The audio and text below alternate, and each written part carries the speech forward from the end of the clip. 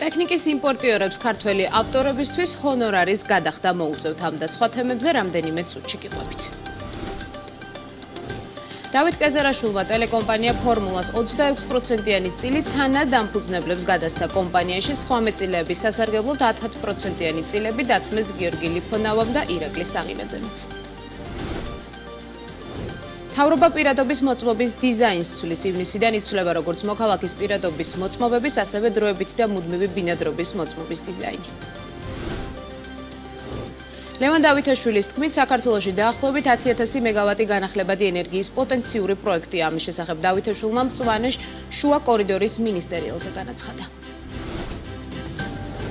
ინაუგურაციის შემდეგ ტრამპის ბიზნესმა 209 მილიარდი დაკარგეს. საფონდო ბირჟაზე ფასების კლება ყველაზე მეტად პლანეტის უმდიდრეს ადამიანზე აისახა.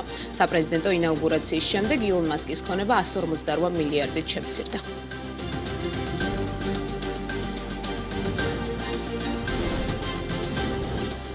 საქმის კურსი პირდაპირ ეთერში აგრძელებს მუშაობას. დღეს თავარ ბიზნეს და ეკონომიკურ ამბებს მე ჟურნალისტი ანუკა ჯოხაძე გაგაცნობთ. საქართველოში მეორე წელია პირდაპირი უცხოური ინვესტიციების მოცულობა მცირდება. გასულ წელს პირდაპირი უცხოური ინვესტიციები $1,333 მილიონამდე შემცირდა, რაც საქსტატის განმარტებით სააქციო კაპიტალის და რეინვესტიციის მაჩვენებლის შემცირებამ განაპირობა. წინასწარი მონაცემების მიხედვით 2024 წელს FDI თითქმის 30%-ით შემცირდა. რომელ სექტორებში, რომელი კომპანიების მიერ განხორციელდა გასულ წელს პირდაპირი უცხოური ინვესტიციები და ქვეყანაში შექმნილი პოლიტიკური კრიზისი რა გავლენას ახდენს ინვესტორების განწყობებზე. დეტალების საქმის კურსში ელენე გოგბერაშვილი ჩაგვაყენებს. ელენე გისმით. ანუკა, საქართველოში განხორციელებული პირდაპირი უცხოური ინვესტიციების მოცულობა 2024 წელს $1,323 მილიონი შეადგინა, რაც 2023 წლის დაზუსტებულ მაჩვენებელზე 29.9%-ით ნაკლებია. ბოლო წლების დინამიკას თუ შევხედავთ, 2022 წლის შემდეგ პირდაპირი უცხოური ინვესტიციები მცირდება. საქსტატი განმარტავს, რომ გასული წლის მაჩვენებელზე სააქციო კაპიტალის 60%-ით და 26.4%-ით რეინვესტიციის მაჩვენებლის შემცირებამ იქონია გავლენა. რაც შეეხება საქართველოს უმსხვილეს ინვესტორ ქვეყნებს, 2024 წლის წინასწარი მონაცემებით, სამი უმსხვილესი ინვესტორი ქვეყნის წილმა მთლიან პირდაპირ უცხოურ ინვესტიციებში 58.2% შეადგინა. პირველ ადგილზე გაერთიანებული სამეფოა 33.6%-ით, მეორეზე მალტა 13.2%-ით, ხოლო მესამეზე ნიდერლანდები 11.4%-ით. ელენე, საინტერესოა, როგორ გადანაწილდა $1,300 მილიონი ინვესტიცია ეკონომიკის სექტორების მიხედვით. ანუკა, ძირითადად სამი უმსხვილესი სექტორია წამყვანი, რომელზეც მთლიანი FDI-ის თითქმის 64% მოდის. საქსტატის მიხედვით ყველაზე დიდი მოცულობის პირდაპირი უცხოური ინვესტიცია საფინანსო და სადაზღვეო საქმიანობების სექტორში განხორციელდა, რამაც $526.5 მილიონი შეადგინა. ეს კი მთლიანი პირდაპირი უცხოური ინვესტიციების 39.9%-ია. მეორე ადგილზეა დავამუშავებელი მრეწველობის სექტორი 170.2 მილიონი დოლარით, ხოლო მესამეზე უძრავი ქონების სექტორი 155.3 მილიონი დოლარით. ელენე, ჩანან თუ არა ახალი ინვესტორები ქვეყანაში და ვინ არიან ის კომპანიები, რომლებმაც გასულ წელს ყველაზე მეტი ინვესტიცია განახორციელეს? ანუკა, ახალი ინვესტორები სტატისტიკაში სამწუხაროდ არ ჩანან. ძირითადად FDI-ში რეინვესტიცია აისახა. BMG საქსტატიდან გამოითხოვა იმ ტოპ ინვესტორი კომპანიების შესახებ ინფორმაცია, რომლებშიც გასულ წელს ყველაზე მეტი FDI ჩაიდო. 2024 წლის უმსხვილესი ინვესტორი კომპანიების ტოპ 10-ში შედიან IDS ბორჯომი, საქართველო, მაგთიკომი, თბილისი ენერჯი, ენერგოპრო ჯორჯია, ტოიოტა კავკასია და ის კომპანიები, რომლებიც აქამდეც ხვდებოდა ხოლმე ჩამონათვალში. 2024 წლის FDI სტატისტიკასთან დაკავშირებით შეფასება ვთხოვეთ იურიდიული ფირმა GLCC-ის მართლ პარტნიორს შალვა ცხაკაიას თქმით, პირდაპირი უცხოური ინვესტიციების 30%-იან კლებაზე დიდი გავლენა ჰქონდა ჯერ კიდევ გასული წლის გაზაფხულზე რუსული კანონის გარშემო განვითარებულ მოვლენებს, რამაც ინვესტორებში ქვეყნის ევროპული მომავლის მიმართ გარკვეული ეჭვები გააჩნია და ინვესტორთა ნაწილმა პროექტების განხორციელებაზე უარი თქვა. ეს ეჭვები კი გვიან შემოდგომაზე დადასტურდა 28 ნოემბრის ყოველთვის ცნობილი განცხადებით და ევროინტეგრაციის პროცესის შეჩერებით, რასაც ბუნებრივია ქონდა გავლენა ინვესტიციებზე. ინვესტორთა განწყობებიდან გამომდინარე იურის მიმდინარე წელთან დაკავშირებით გაცილებით პესიმისტური მოლოდინები აქვს. ის შედეგი, რასაც დღეს ჩვენ ვხედავთ, ის გამოწვეულია გაზაფხულის დროინდელ მომხდარ კრიზისთან. ჩვენ შემოდგომაზე გვქონდა ახალი კრიზისი, რომელთან დაკავშირებული ახალი გადაწყვეტილებები, ახალი ინვესტიციების შეჩერების შედეგი ჯერ არ დაგვინახავს. ამიტომაც ვთვლით, აი სწორედ ეს 3-4 თვე ხანდახან უფრო მეტიც არის საჭირო იმისთვის, რომ გამოჩნდეს რეალურად რა ეკონომიკას რა დააკლდება იმ გადაწყვეტილებების გამო, რომელიც მიღებული იქნა ნოემბრის ბოლოს რეალურად, როდესაც გაცხადდა ჩვენი ევროპული ვექტორის შეჩერების შესახებ უმაღლესი პოლიტიკური პირისგან, ხო? აქედან გამომდინარე, ჩვენ ვფიქრობ, მაშინაც სწორედ ამაზე ვისაუბრეთ დეკემბრის თვეში, რომ სავარაუდოდ უკვე მარტიდან გამოჩნდება და ხელშესახები იქნება უცხოური პირდაპირი ინვესტიციების კლება, ახალი ინვესტიციის შესახებ სანთლით ვეძებთ და ვერ უგებულობთ, ხო? ძირითადად არის რაღაც მიმდინარე პროექტები, ადრე დაგეგმილი პროექტები, დამხმარე პროექტები მიმდინარე ინვესტიციის ან რეინვესტირება საქართველოში.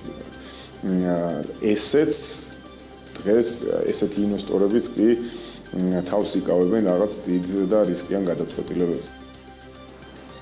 როგორ მოქმედებს ინვესტორებზე ქვეყანაში შექმნილი პოლიტიკური კრიზისი, გაურკვევლობა და არასტაბილურობა, მეტ შეფასებას მაყურებელი უკვე საღამოს შემოჯამებელ საქმის კურსში მოისმის. მადლობა ელენე, ეს ელენე გოგბერაშვილი იყო, რომელმაც ქვეყანაში მიმდინარე საინვესტიციო გარემოსთან დაკავშირებით შეფასებები გაგვაცნო, ჩვენ კი ვაგრძელებთ გამოშვებას სხვა მიმდინარე თემებით. აუდიო ვიდეო ტექნიკის იმპორტიორებისთვის ახალი გადასახადი ამოქმედდა. გადასახადს ჰონორარის სახით იმპორტიორები ინტელექტუალური საკუთრების მფლობელთა ასოციაციას გადაუხდიან. ბრძანების მიხედვით ჰონორარის გადახდეს და ექვემდებარება მხოლოდ ისეთი მოწყობილობების იმპორტი, რომელიც შეიძლება გამოყენებულ იყოს ტექნიკის მფლობელის მიერ აუდიოვიზუალური ნაწარმოების მოსმენის ან ნახვისთვის და პროცესში შესაძლოა საავტორო უფლებების დარღვევა მოხდეს.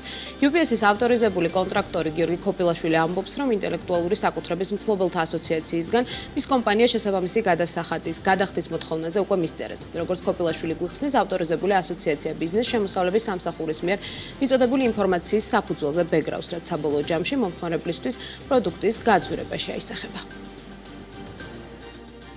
საერთაშორისო ბრენდები, მაგალითად კომპიუტერული ტექნიკის წარმოებელი კომპანიები, ჩვენი ან UPS-ის ქსელის საშუალებით ქმნიან სხვადასხვა ქვეყანაში საწყობებს, სადაც საგარანტიო მიზნით წინასწარ ინახავენ ამ სათადარიგო ნაწილებს. ჩვენ ეს საქონელი წინასწარ შემოგვაქვს საქართველოში, რა თქმა უნდა, ვიხდით დერეგეს და იმპორტის გადასახადებს და ეს უკვე გახდა დამატებითი ტვირთი. პოტენციურად მე თუ დამხსოვრებელი მოწყობილობა შემოვიტანე, ესე იგი შეიძლება ამაზე რაღაც მუსიკალური ნაწარმოები ჩავიწერო და ვიღაც უფლებები დავარღვიო და წინასწარ 2% უნდა გადავიხადო, მაგრამ ამ ნაწილში, როდესაც საგარანტიო მომსახურებას უზრუნველყოფ მე და მხოლოდ ამ მიზნით შემომაქვს და ეს საქონელი ბაზარზე არ ხვდება, ან გამოდის, რომ სულტყუილად დამატებით ორმაგად ვიხდი ამ სათადარიგო ნაწილზე დამატებით 2%-ს.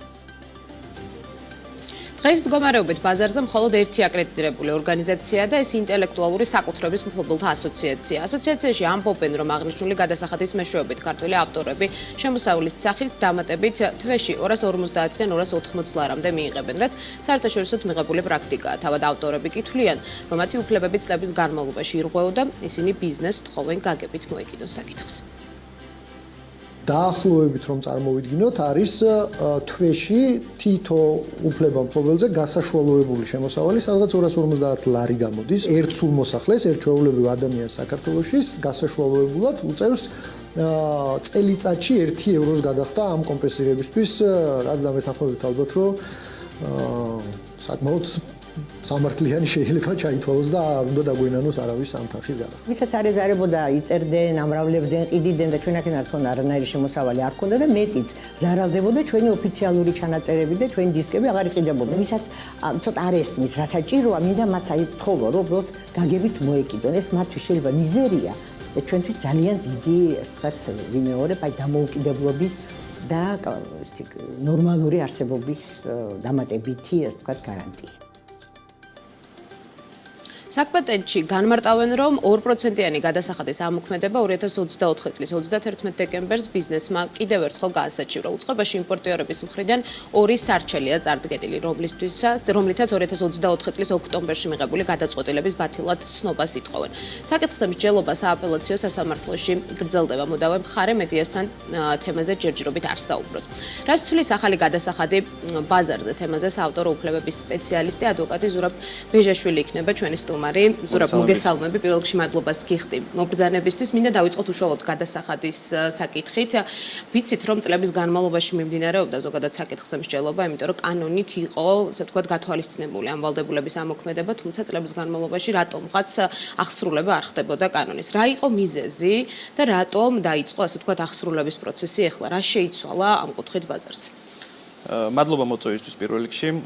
უნდა ითქვას, რომ ეს ჩანაწერი ჩვენ კანონში არსებობს 1995 წლიდან.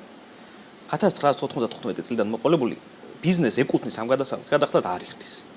დღის წესრიგში მხოლოდ დადგა 2017 წელს, როდესაც დაიწყო მოლაპარაკებები კოლექტიურ მართვის ორგანიზაციამ ამ ჰონორარის გადახდასთან დაკავშირებით და ბიზნესის ინტერესი იყო მაშინ, რომ ეს ჰონორარი არ გადაეხადა, მიუხედავად იმისა, რომ კანონი ამას ითვალისწინებდა.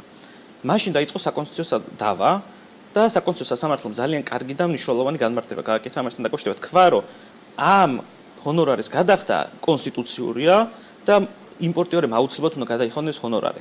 მეორე ნაწილში, რომელიც იყო კონფიდენციალური ინფორმაციაზე და კომერციულ საიდუმლოებაზე ცნობა, იქ თქვა, რომ დასახვეწიეს დებულებები და ახალი რეგულაციები მიიღო სახელმწიფომ მასთან დაკავშირებით. ეს ის რეგულაციებია, რომელიც აუცილებელი არის და მეცაც გეტყვით, საერთაშორისო ვიზიტებზე შევდივარ წელიწადში 3-ჯერ 4-ჯერ მაინც და პირველი ქვეყანაში საავტორო უფლების დაცვის დონე რო აინტერესებს, გვეკითხებიან ეს პირადი კოპირების ჰონორარების გადახდა დაიწყო თუ არა ქვეყანამ. და სულ გვიწევს, რომ აი ხა სასამართლოში ვართ, ხა იქ ვართ, ხა იმატავს და გვიწევს თავის მართლება, რატომ ვერ დავიწყეთ. რატო არის ეს მნიშვნელოვანი? საერთაშორისო სტატისტიკის თანახმად, კოლექტიურ მართვის ორგანიზაციების შემოსავლის საშუალოდ 1/13 მოდის ამ გადასახადზე. ანუ უკვე 20 წელია ამ 1/13-ს კოლექტიურ მართვის ორგანიზაციების შესაბამისად ავტორები და უფლების მფლობელები კარგავენ. რა არის ახლა სტრატეგია გადასახადების გადამხდელების? ისინი ამბობენ, რომ ახალი გადასახადი დაგვაწევს ახალი ტვირთით. აი ეს არ არის ახალი. ეს დიდი ხანია მათი ვალდებულება და ესე უნდა შევხვდეთ, 20 წელი არავინ არ თხულდათ.